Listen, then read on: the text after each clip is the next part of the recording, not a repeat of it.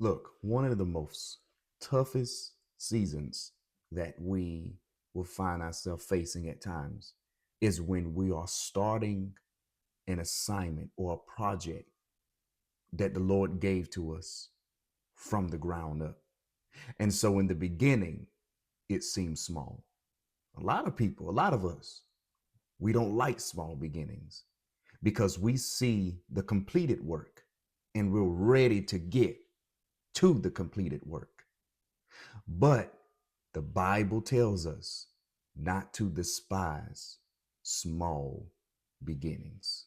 In fact, it's right here in Zechariah chapter 4, verse 10, when God is speaking through the prophet Zechariah to Zerubbabel and the Israelites, who are faced with the hard task of rebuilding the temple after being released from Babylon back to their homeland.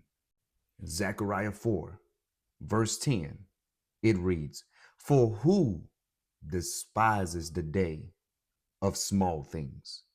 These 7 eyes of the Lord, which scan throughout the whole earth, will rejoice when they see the ceremonial stone in Zerubbabel's hand." In rebuilding the temple, when they first returned and they first started the work, they had a long way to go. And the task seemed impossible. It seemed like it would never get completed. They facing the taunts of the nation surrounding them, the threats, just disencouragement all around, distractions everywhere. And it seemed like the task of rebuilding the temple for the Lord would never be accomplished. But the scripture declares that the 7 eyes of the Lord, which represents completion and represents God being all knowing, searches throughout all the earth and he knows the outcome. He sees the work being completed.